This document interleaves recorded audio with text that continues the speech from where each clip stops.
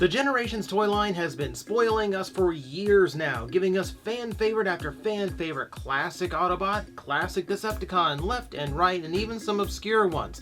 But amidst all of this fan love, there are a few notable absences that, even though we've been doing Generations for a long time now, are for some reason still left out in the cold. So here are 10 G1 Transformers still in desperate need of a new toy.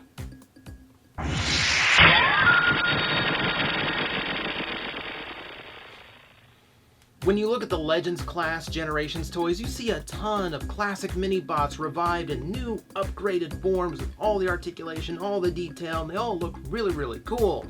And then you get to Huffer and Pipes, who unfortunately got stuck as just cheap remolds. Hasbro decided they already had a Legends class semi-truck, and even though it looked absolutely like Optimus Prime, because it was Optimus Prime, they just decided to slap a couple new heads on it and call it the classic characters. And it's, doesn't really work, especially when you line up all the cool new mini-bots we have now. Now granted, if you have seen Huffer, it's not the most thrilling of transformations, but he does have potential to be exceptionally cool if the designers had a little bit of time to play on him. That said, even with a recent toy in Generations, it's hard to argue it should have been better, especially when you compare it to all the others we're getting.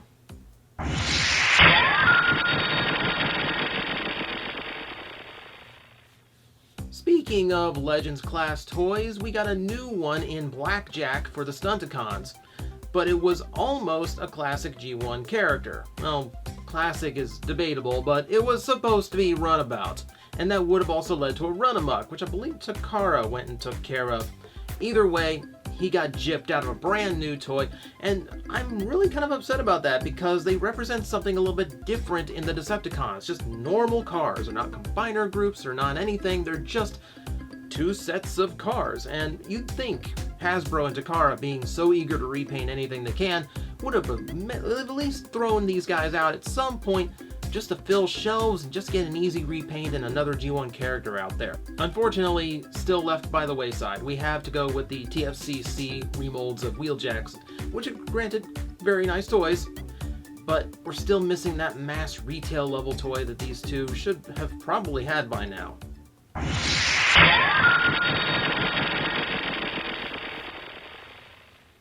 You look at Soundwave's minions over the years, and there's a few that keep coming up. You know, Laserbeak, Rumble, and Ravage always get new toys, and nowadays even Overkill got a recent release in Titan's Return, but for some reason Ratbat keeps getting overlooked. And well, you might go, well, it's just a cassette con, what's the big deal? If you read the Marvel comics, you will know what the big deal is. He was the Decepticon leader for a while. Trust me, okay. It was weird back then, don't get me wrong, but it did happen. He was a very important character for a while, and actually pretty successful as a Decepticon leader. For fans who grew up with the comic books, he does have a special place that has yet to be filled. You know, every now and then we'll get something that maybe a Senator Ratbat, but as for the little cassette that could, he can't.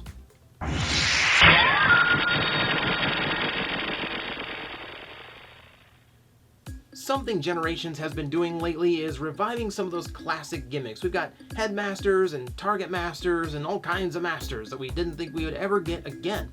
And there's a rumor we might even get some Duocons again. That will be weird. However, there's one really cool gimmick that was only done once, and it hasn't been done since, and that is Punch Counter Punch. Now, granted, getting a vehicle to turn into two different robots is something of an engineering challenge, and yeah, there's not a whole lot else you could do as far as remolds and repaints. But looking at the club version that used the Sunstreaker and Sideswipe mold, you can't deny that is wildly popular to do. That toy goes for huge dollars on the aftermarket because it's the only punch counter punch alternative you have. And really, you think about it, that toy's torso swap trick combined with Trax and Wheeljack's leg swap trick, and you pretty much already got what you need to create two very distinct robot modes. It's possible, and it'd be really cool, but who knows if that'll ever happen.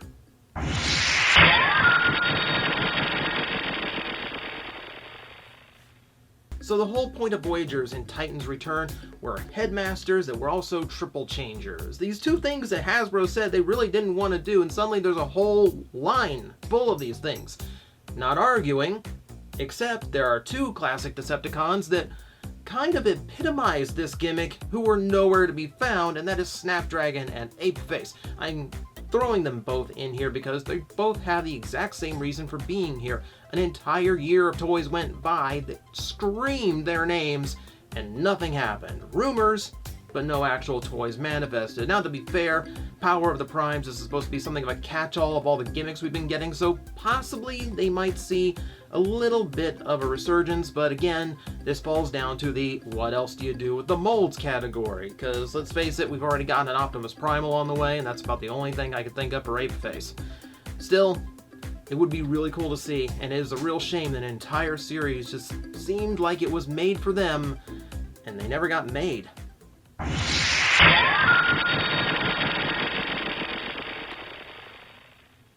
Now, if you take my gripes about the horror cons getting skipped over and combine it with my gripes over Ratbat getting skipped over, you have one of my bigger pet peeves of toys that have never been redone in G1 Scorponok. Once again, a whole line of headmasters went by and Scorpy not really up for option.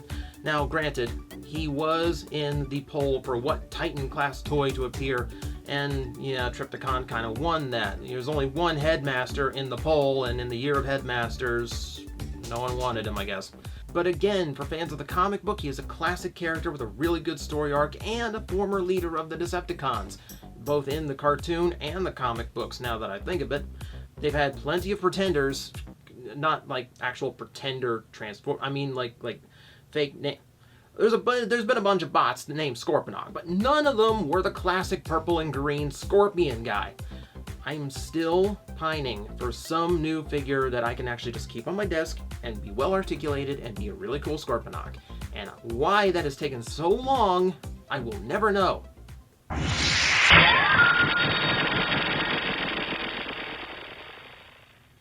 Real quick for me, count up all of the brand new molds that Cliffjumper has had since his original G1 toy. No, trick question, he hasn't had any. Since his original G1 iteration, he's been reduced to nothing but a Bumblebee repaint, or if the lords of Hasbro and Takara feel particularly generous, he might have a new head that is based on his G1 cartoon. Maybe. That's a big maybe sometimes. And again, going back to the Legends class figures, that's about all we have. We have a remolded Ball of Cybertron Bumblebee with a new head, and that's all we have for Legends Cliffjumper right now amongst all of these other Legends class mini-bots, which is criminally unfair to one of the original Autobots. The closest he got was his Prime toy getting a G1 head out of nowhere, but you gotta admit, the Prime toy is no G1 Cliffjumper, and this is one case where Dwayne Johnson could not beat up Casey Kasem. It just doesn't happen. I need a new Cliffjumper. I really liked him as a character, and hey, I would love to see a mini-bot come along with that gigantic bazooka he had in the first episodes. Don't tell me that wouldn't be cool.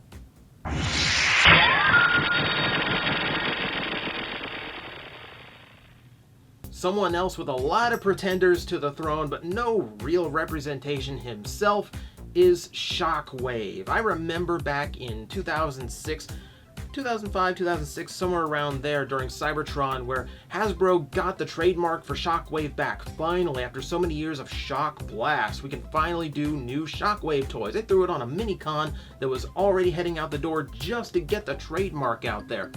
And then okay, we got some cool Shockwaves. Okay, we got one in Prime, we got one in the movies. Okay, so fair enough. And the animated one was awesome. However, nothing G1. Nothing until Combiner Wars when he got a Legends class toy. Now, I think it's pretty firmly rooted now that Legends class toys are for troop builders, your Insecticons and Sharkticons, and your mini-bots, so I'm not really feeling this tiny little Shockwave. Cool that he can fit in a combiner's hand, not cool that he does not represent the original G1. The closest we have is the Fall of Cybertron toy, which is cool, still a far cry from the original Shockwave. And again, comic book fans, are crying for something that represents a classic character. And even the modern comics have great Shockwaves, and we still do not have a toy for him. And that's just not logical.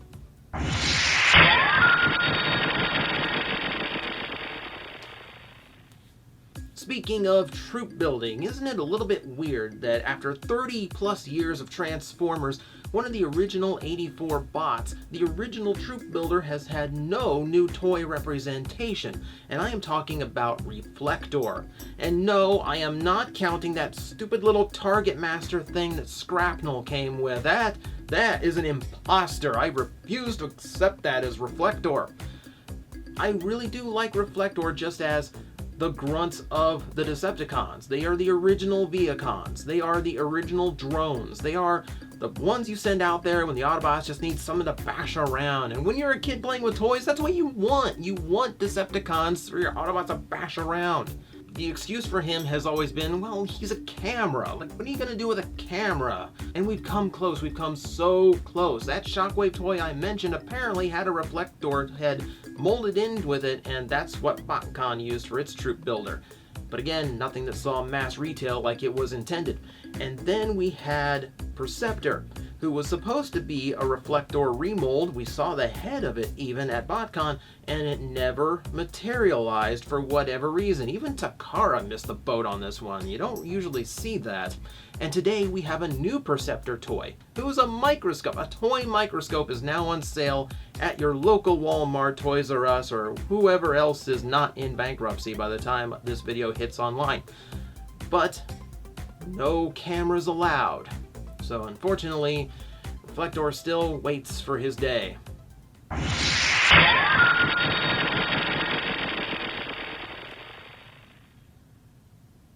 If you're a fan of this channel, you should know by now, out of Universe 2's lineup, there is one toy that particularly irks me. The one I so wish they had went back and redone, and that would be Ironhide / Ratchet. This is a toy that obviously had a lot of leftover movie influence, despite trying to go back to a classics aesthetic, which they eventually did. Thank you, Hound. Great toy. You had all these little extra things that were going on with Ironhide's mold. It was overly complicated. His vehicle mode ended up really clunky and broken up looking as a result. His transformation was way too involved. How hard is it to turn a boxy vehicle into a boxy robot anyway? And then you had the robot mode with spindly arms, big belly. He looked all of his years without any of his coolness that came with it. Unfortunately, that means Ratchet also suffered. So we have two 84 Autobots, two very popular 84 Autobots, two masterpiece quality characters who still do not have a decent toy at the retail level. Now, Ironhide had a toy in Combiner Wars. It was an off-road remold. It didn't even look like Ironhide. It was scrawny. It didn't have any of his normal features. New head, and that's about as close as you got. It was terrible. It's terrible in a different way. It's like they worked too much on one mold, not enough on the other mold, and neither one actually looks like the Ironhide that really fans deserve at this point. And that means Ratchet has suffered too. Ratchet has had no retail representation outside of all of these sidelines. The G1 version, still haven't seen any new love for him. And I really don't see Power of the Primes being one of those toy lines that's going to give him a chance. Which is really too bad because they are some of the most popular G1 characters and, in my opinion, the most deserving of brand new toys.